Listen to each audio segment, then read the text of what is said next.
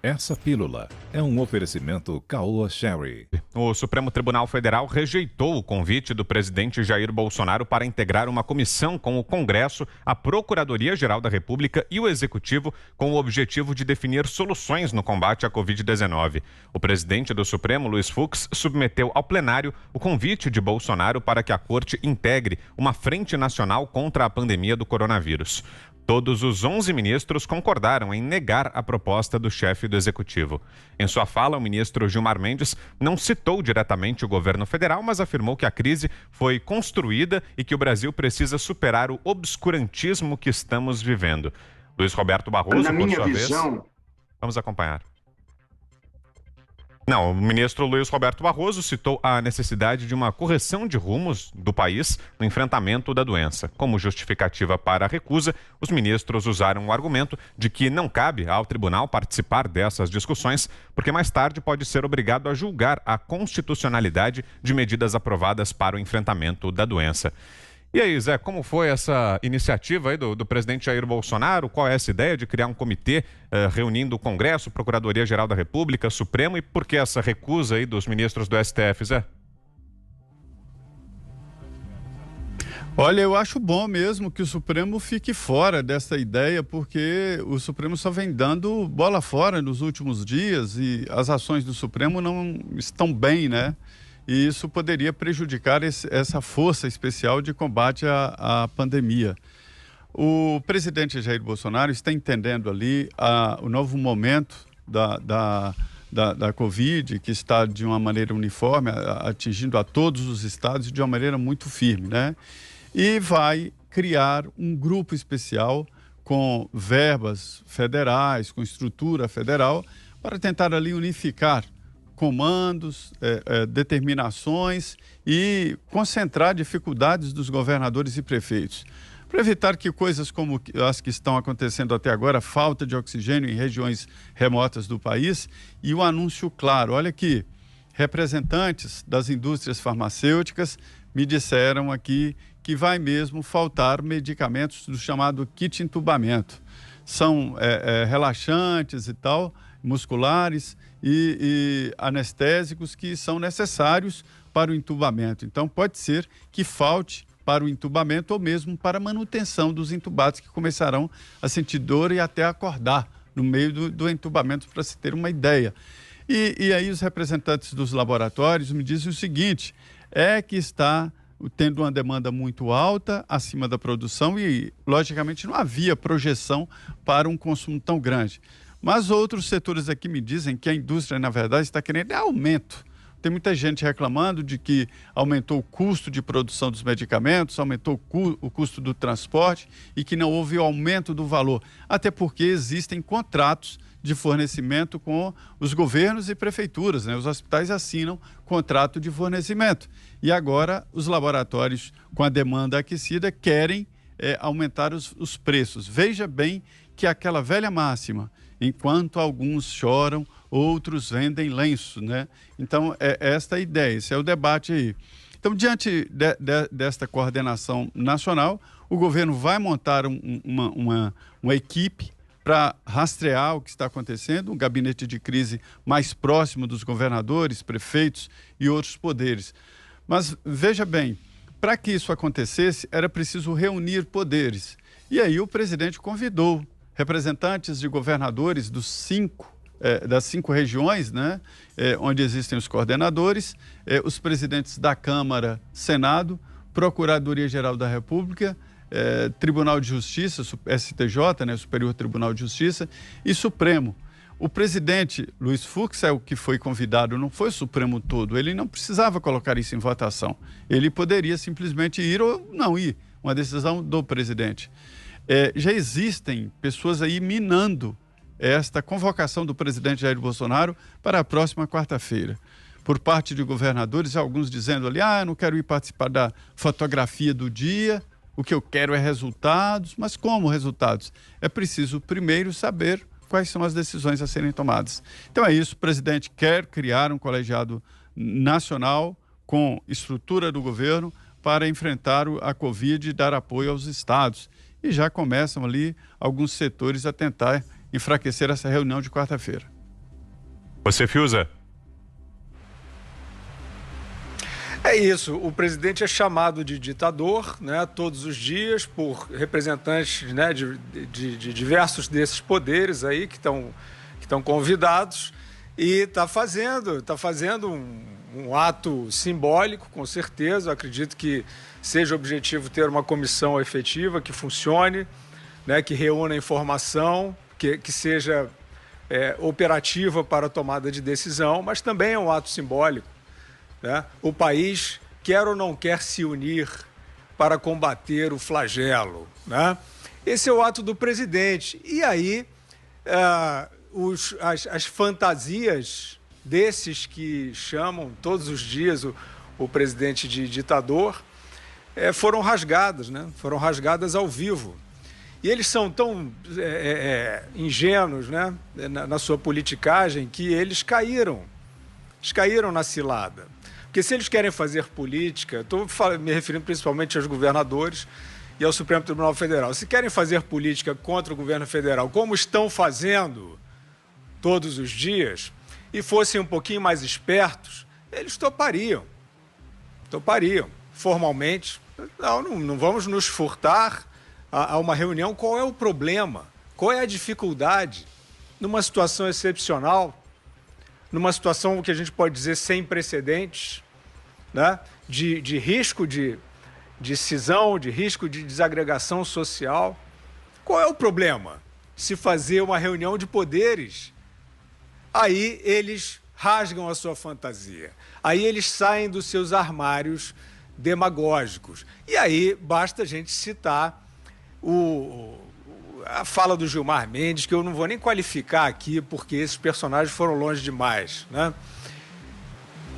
Ele cita o obscurantismo. Ele vem com uma retórica diante de um chamado do presidente da República contra a crise sanitária. O senhor Gilmar Mendes vem com uma retórica, vem com um rebolado linguístico. Não, porque o obscurantismo, enquanto houver o obscurantismo, ele está comprometido com o obscurantismo. Ele tem esse fetiche, ele e seus pares têm esse fetiche. Olha, nós estamos aqui, nós estamos guarnecidos por um truque que é o seguinte: a gente vai fingir que tem um fascista tomando conta do país, e a gente vai ficar dizendo isso porque aí a gente tem manchete. A gente aparece nas manchetes que a gente sabe quais são, que vivem disso, né? E que se recusam a fazer a boa crítica ao governo que deveria ser feita, né? A oposição se recusa a fazer uma oposição que nós estamos precisando. Não, todos esses caíram no fetiche. É só falar do fascismo, é só falar do ditador, que ganha manchete e acha que a sua função está cumprida, né? Então, o Supremo Tribunal Federal e os governadores de Estado, a partir desse convite do presidente da República, eles rasgaram a sua fantasia. Eles mostraram que não estão querendo combater crise coisa nenhuma. Eles mostraram a falsidade que existe na sua suposta preocupação de salvar vidas. Eles não querem salvar ninguém. As medidas que tomam, a medida que o Supremo Tribunal Federal tomou e que o governo federal agora é obrigado a contrastar, porque é isso. O que está acontecendo? A população está sendo humilhada? Está sendo humilhada. O cidadão está sendo humilhado por governadores e prefeitos, descendo o sarrafo na população sem nenhuma utilidade para proteção contra a Covid, não. Essas medidas, os estudos estão aí. A gente não está aqui fazendo uma alegoria. Os estudos estão aí. As áreas mais trancadas são as piores em termos de enfrentamento da pandemia. E o cidadão está aí, apanhando. O sujeito que fica esperando o ônibus não chega, ele é preso. Isso é ditadura. Esta é a situação de autoritarismo imposta, sim, por administradores locais, né? Estão fechando para conseguir esse espaço de mídia, para parecer que estão combatendo com mão de ferro a pandemia. Não estão combatendo nada, eles não conseguem comprovar nada. Então, é uma humilhação ditatorial. Vem um convite do governo central para uma reunião que tem um aspecto simbólico e pode ter um aspecto operativo, e eles não vão.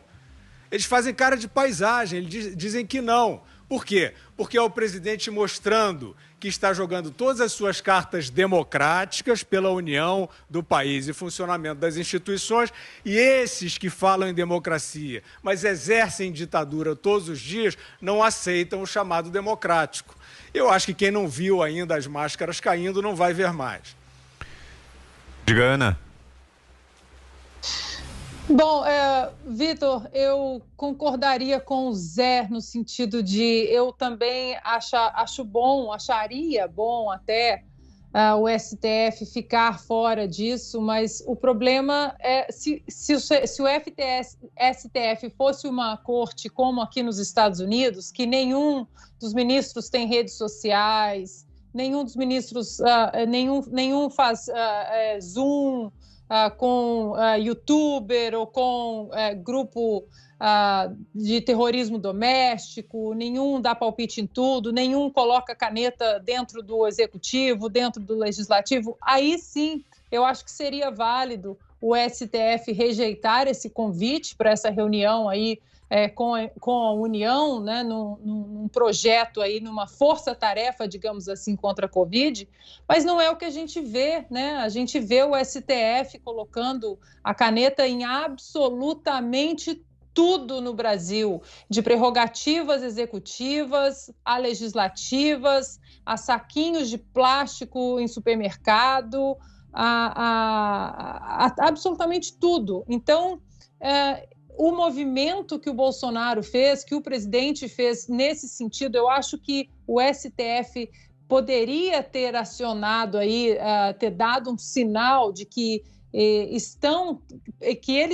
os ministros estão preocupados em trabalhar com o legislativo, com o executivo, que é um momento único, que é um momento histórico, mas não há interesse. A gente vê que, infelizmente, essa composição do STF são ministros que são agentes políticos apenas e que colocam a caneta apenas naquilo que eles consideram essencial para algum caminho político, para algum desenrolar político que eles têm na cabeça.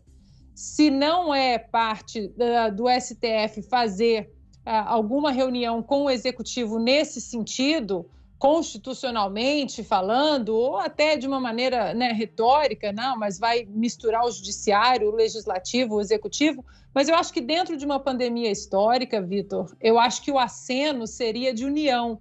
E, infelizmente, eu acho que união é a última coisa que essa composição do STF quer. Augusto.